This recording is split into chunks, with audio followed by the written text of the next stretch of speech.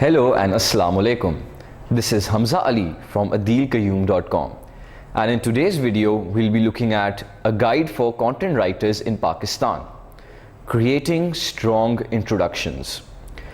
आज की वीडियो में हम अपनी कंटेंट राइटिंग में या आर्टिकल राइटिंग या ब्लॉग राइटिंग, जिस किस्म की भी आपकी टेक्निकल राइटिंग है ना, हम उसमें आर्ट ऑफ इंट्रोडक्शन को सीखेंगे। ठीक है, अब मैंने पहले भी ये बात की हुई है कि जो आपका इंट्रोडक्शन होता है ना, वो बहुत इंपॉर्टेंट होता है, एक्सट्रीमली इंपॉर्टेंट होता है। ठीक है, मैंने पहले भी ये बात रीइटरेट की हुई है कि the first impression is the last impression. ठीक है, चाहे आपने बाकी आर्टिकल बहुत अच्छा लिखा हुआ हो, ठीक है, बाकी जो आपका कंटेंट हो वो बहुत बेहतरीन हो, लेकिन अगर आपकी इंट्रोडक्शन अच्छी नहीं है ना, तो फिर रीडर आगे नहीं पढ़ेगा। There is a very small chance that he और she will actually bother to go through everything. सही है, तो आज की वीडियो में हम इस बहुत इंपॉर्टेंट कॉन्सेप्ट पे स्ट्रेस करेंगे और हम ये देखेंगे कि इंट्रोडक्शन होता क्या है, ठीक है, उसके पीछे इंपॉर्टेंस क्या होती है और हम उसको किस तरह, हम अपने आर्टिकल में अच्छा इंट्रोडक्शन किस तरह लिख सकते हैं। ठीक है,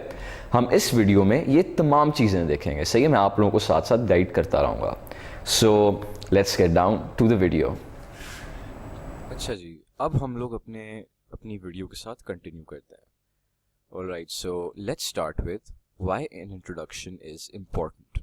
ठीक है, अच्छा जी, अब इंट्रोडक्शन में ये चीज़ ज़रूरी है, उसकी इम्पोर्टेंस इस चीज़ से निकलती है कि मतलब फर्स्ट इंप्रेशन वाली बात आ गई। ठीक है, कि आपकी इंट्रोडक्शन जो है वही आपका फर्स्ट इंप्रेशन हो गया। अब उसके अलावा जो रीडर्स होते हैं ना आपके, स्पेशली जो ऑनलाइन इस तरह आर्टिकल्स ढूंढ के पढ़ते हैं, वो बहुत बिजी होते हैं। ठीक है, उनके पास टाइम नहीं होता कि वो लेंथी देखें कि अच्छा यार ये वर्थ इट है, इसमें इन्फॉर्मेशन अच्छी है या ऐसी इन्फॉर्मेशन है जो कि हमें चाहिए। वो इंट्रोडक्शन पे ही अपनी पूरी जजमेंट बेस करेंगे।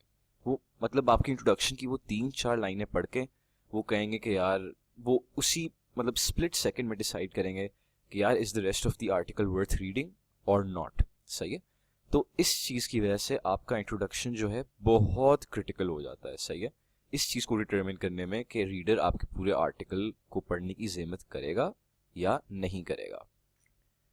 अच्छा जी, अब नेक्स्ट हमारे पास ये है कि चलो इंट्रोडक्शन की बात हो गई, अब इंट्रोडक्शन इटसेल्फ है क्या चीज़। सही है, अब इंट्रोडक्शन मतलब अगर हम उसको बहुत सिंपलिस्टिक टर्म्स में कहें तो इंट्रोडक्शन वो चीज़ है जो कि टाइटल के बाद आती है। ठीक है, वेरी ऑब्वियस। इंट्रोडक्शन की एक और ये ख़ास बात भी कि अक्सर जब ऑनलाइन मतलब वेबसाइट्स वगैरह पे डिस्प्ले होते हैं ना आर्टिकल्स, ब्लॉग्स वगैरह, तो उनके नीचे इंट्रोडक्शन भी आती है, मतलब स्नीक पीक सा होता है ना, थोड़ा सा उन्होंने एक पैराग्राफ शो किया होता है, बाकी होता है क्लिक टू रीड मोर, तो उसके अंदर समरी के तौर पे उन्होंने इंट्रोडक्शन दी हुई होती है। सही है, तो इंट्रोडक्शन हम उस चीज़ को भी कह सकते हैं, मतलब एक किताब आपने ख़रीदी है ना, तो कवर के ऊपर जो है वो आप उसको इंट्रोडक्शन समझ लें। अच्छा, अब हम इंट्रोडक्शन को ब्रेक डाउन करते हैं, ठीक है, उसके इंडिविजुअल कंपोनेंट्स में। सबसे पहले हमारे पास आता है हुक। सही है, the hook is what captures the reader. ठीक है, जिस तरह हम फिशिंग करते हैं ना, तो हम मतलब रॉड के एंड पे वो बेट लगाते हैं, फिर मछली आती है, वो when the fish takes the bait you hook them in. ठीक है, उनको आपने कैच कर लिया। हुक आपका वो होता है, तो ये ब्रीफ होता है, बहुत टू द पॉइंट होता है और इंटरेस्टिंग होता है। ठीक है, कैप्टिवेटिंग होता है। उसके बाद नेक्स्ट हमारे पास जो पार्ट है ना, वो आ जाता है ट्रांसिशन पार्ट। वो बेसिकली है जब आप टाइटल को थोड़ा सा एक्सप्लेन करते हैं कि अच्छा यार मेरे टाइटल का मतलब ये उसके पीछे ये मीनिंग है, फिर आप रीडर को आर्टिकल के मेन हिस्से में लेके जाते हैं। ठीक है, जहाँ पे आपका प्रॉपर कंटेंट शुरू होता है, ये ट्रांसिशन वाला पार्ट है। उसके बाद हमारे पास आता है थीसिस। मतलब जो लोग कॉलेज से आप गए होंगे तो आप लोग ज़रूर फेमिलियर होंगे थीसिस स्टेटमेंट से। सही है, थीसिस बेसिकली होता है जो एक इंट्रोडक्शन, मतलब इंट्रोडक्शन की जो एक समरी होती है ना, एक ओवरऑल इन अ नटशेल, जो आप मतलब बताते हो कि यार मेरा टाइटल ये है।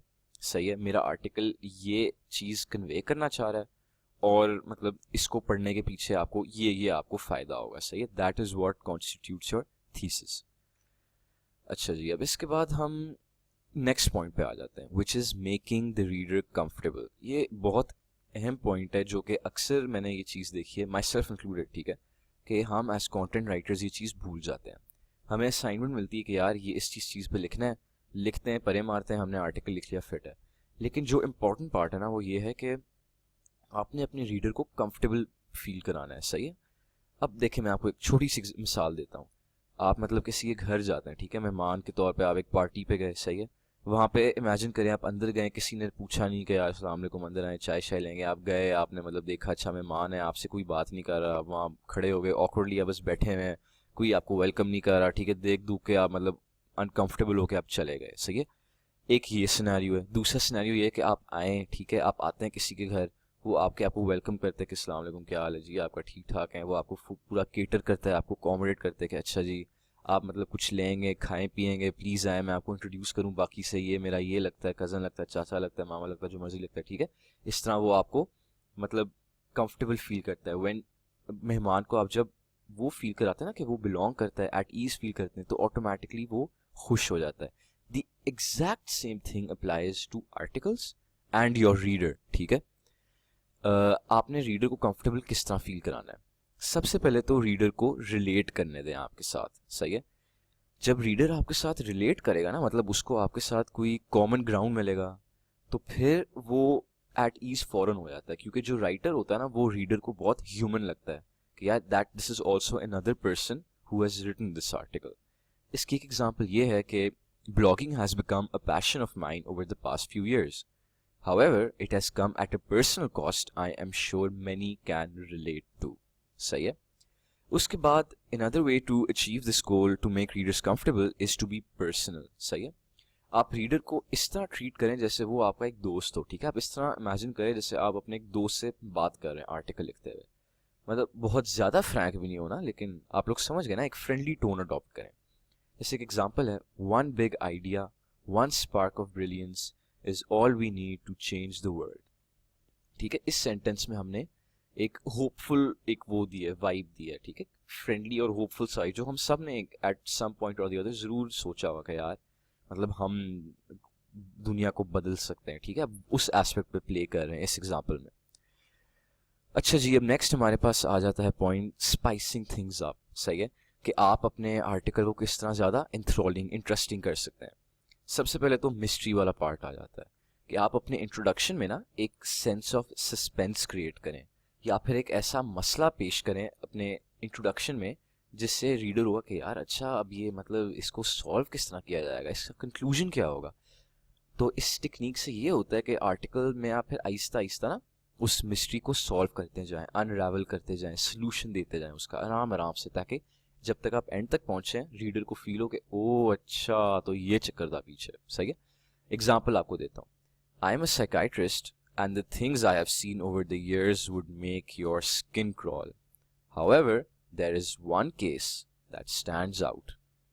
अब अगर आप ये इंट्रो में देंगे ना, तो रीडर आप समझ लें वहीं पे पकड़ा गया, उसको होगा कि यार ये एक कौन सा केस था जो कि मतलब इस बंदे के लिए इतना खौफनाक था, इतना डिस्टर्बिंग केस था। उसके बाद हमारे पास है the why of the post, सही है, कि आपके पास मोटिवेशन क्या थी पीछे, कि आपने आर्टिकल ये इस पे क्यों लिखा, या आपने ब्लॉग जो है इस तरह क्यों स्टार्ट किया, सही है। इससे भी ये भी एक चीज़ बहुत इंटरेस्टिंग लगती है रीडर्स को। एक एग्जाम्पल ये है कि I have always been a devoted follower of the sport, one day I decide I had to write to express my views on the sport I love, सही है। मतलब स्पोर्ट में मुझे ये क्रिकेट लिखना चाहिए था, I have been a devoted follower of cricket and one day I, तो इस तरह आप जो है ना आप बताते हैं कि यार मैंने अगर ये लिखा है तो मैंने इन रीजन से लिखा है। उसके बाद एक और काफ़ी अहम पॉइंट है, लेकिन ये अक्सर मतलब कंटेंट राइटर्स जो है ना इस चीज़ को फॉलो, बल्कि मैं कहता हूँ कि इस चीज़ को ज़्यादा रिलीजियसली फॉलो करते हैं, कि keep things short and sweet, ठीक है। Sometimes it is best just to get straight to the point. ये टेक्निक सबसे यूज़फुल होती है जब आप मतलब इन तरह के आर्टिकल्स लिख रहे होते हैं जिनमें कंटेंट हैवी नहीं होते वो, ठीक है, मतलब आपने बस पॉइंट्स अपने गेट अक्रॉस करने होते हैं। जैसे मिसाल के तौर पे, want to maximize the mileage you can get from your car? Here are 8 tips and tricks that will do just that. सही है। तो ये हर वक्त आपको इस तरह के इंट्रोडक्शंस नहीं देने चाहिए, वो बहुत मतलब रोबोटिक लगता है और बहुत बोरिंग हो जाता है। आपको ये कुछ केसेस में यूज़ करना चाहिए, सही है। नेक्स्ट वी हैव, ये पॉइंट मेरा एक बहुत फेवरेट है, ठीक है, क्विज टाइम। अब इसका ये चक्कर है कि आप अपने इंट्रोडक्शन जो है ना एक टिपिकल इंट्रोडक्शन ना बनाएं, एक छोटा सा आप एक MCQ के तौर पे ना, या एक क्विज क्वेश्चन के तौर पे आप अपनी इंट्रोडक्शन पेश करें, सही है। इससे क्या होता है कि एक सरप्राइज फैक्टर आ जाता है। आई एम प्रिटी श्योर कि आपको भी ना मैंने इस पॉइंट से ज़रूर सरप्राइज किया कि यार ये क्या है, मतलब आप इंट्रोडक्शन दे रहे हैं किसी, उसके अंदर आप एक एग्जाम टाइप सवाल दे दें। लेकिन just hang in with me, सही है। मैं अभी आपको समझाता हूँ ये क्यों एक अच्छा आइडिया है। वो इसलिए क्योंकि सरप्राइज फैक्टर होने के साथ साथ ना ये रीडर के लिए एक फ्रेश चीज़ होगी, ये एक नॉवल चीज, एक नई चीज़ होगी कि यार ये पहली दफ़ा हमने इस तरह कुछ देखा है। जैसे ये एग्जाम्पल देखें, which of these do you agree with, सही है। नीचे 4 ऑप्शंस दिए हुए हैं और एंड में एक असेसमेंट दी हुई कि यार अगर आपने ये आंसर दिया ना, if you agree with the first 2 statements that means you have a fixed mindset, and if you agreed with the second 2 you've got a growth mindset, ठीक है। इस तरह का इंट्रोडक्शन, ऑफ कोर्स ये टॉपिक से related होना चाहिए। ये टॉपिक से रिलेटेड इस तरह आप इंट्रोडक्शन को जब आप लिखेंगे ना तो उससे ऑटोमेटिकली रीडर की अटेंशन ग्रैब हो जाती है। अच्छा, अब एक और टेक्निक ये भी अक्सर यूज़ होती है कि आप अपने इंट्रोडक्शन में ना एक रीडर का क्वेश्चन यूज़ कर लें, सही है। उससे ये है कि जो आपके रीडर्स हैं ना वो देखेंगे कि यार हम में से किसी एक का, इस बंदे ने ना एक फीडबैक यूज़ किया है, तो ऑटोमेटिकली एक पॉजिटिव लाइट में चीज़ ली जाती है कि यार मतलब आप अपने रीडर्स को सीरियसली लेते हैं। और इसके अलावा ये रीडर्स को रिलेट करने में भी हेल्प करता है कि यार ये हम में से ही कोई था जिसने इस राइटर से सवाल पूछा है। इसके अलावा आपको ये टेक्निक यूज़ करने का ये फ़ायदा भी होगा कि आपको इतना सोचना नहीं पड़ेगा कि यार मैं अपने इंट्रोडक्शन में क्या लिखूं, किस तरह लिखूं, क्योंकि आपको ऑलरेडी कंटेंट मिल रहा होगा अपने रीडर्स के फीडबैक के थ्रू। और इसके अलावा ये भी एक चीज़, इससे ये भी शो होता है कि आपकी राइटिंग पॉपुलर है, सही है। मतलब कि लोग पढ़ते हैं जो आप लिखते हैं और वो बॉदर करते हैं कि वो आपको जवाब दें। याद है मैंने कहा रीडर्स बहुत बिजी होते हैं, तो if they take out the time to give you feedback that means कि यार आपकी राइटिंग मतलब अच्छी है, ठीक है। It's worth looking into. अब मैं आपको इन कंक्लूजन कुछ एडिशनल टिप्स देना चाहूँगा जो कि आपको हो सकता है बहुत यूज़फुल हो। इसके अंदर क्वेश्चन इंट्रोडक्शंस में आप मतलब you can start of your article with questions, ठीक है। इससे मतलब रीडर की क्यूरियोसिटी या थॉट प्रोवोकिंग क्वेश्चन हो ना, वो उनसे रीडर की इंटरेस्ट पीक हो जाती है। इसके अलावा आप फैक्ट्स दें, ठीक है। फैक्ट से ये होता है कि जो रीडर होता है ना वो कहता है कि यार मतलब इसने फैक्ट इस क्रेडिबल सोर्स से दिया, सो दिस मीन्स कि इस आर्टिकल की क्रेडिबिलिटी है, ठीक है, कि जो ये कह रहा है ये सही कह रहा होगा। इसके अलावा ह्यूमर आप यूज़ करें, ठीक है, मूड लाइटन करने के लिए। आप अपने इंट्रोडक्शन में एक स्टोरी या एनेक्डोट दें, उससे that helps your reader to relate to you. आप कोई अच्छा इंटरेस्टिंग कोट दें, ठीक है। रैंडम कोट नहीं उठाना नेट से, जो आपके उससे रिलेट करता हो टॉपिक और कंटेंट से, आप वो कोट उठाएं। वो इसका ये फ़ायदा होता है कि एक बहुत कोई कॉम्प्लेक्स आइडिया हो ना या एक कॉम्प्लेक्स कॉन्सेप्ट आप गेट अक्रॉस करना चाह रहे हो, तो कोट का ये खूबसूरती होती है कि वो चंद सेंटेंसेस में या कुछ फ्रेजेस में वो पूरी चीज़ इन नटशेल इनक्लोज करके आप उसको प्रेजेंट कर सकते हैं। उसके अलावा आप एक इंटरेस्टिंग स्टेटमेंट दे सकते हैं, ठीक है, जिससे इनिशियली ही आप रीडर की अटेंशन को ग्रैब कर लेंगे और वो होंगे कि यार चलो आगे पढ़ते हैं, देखते हैं आगे क्या है।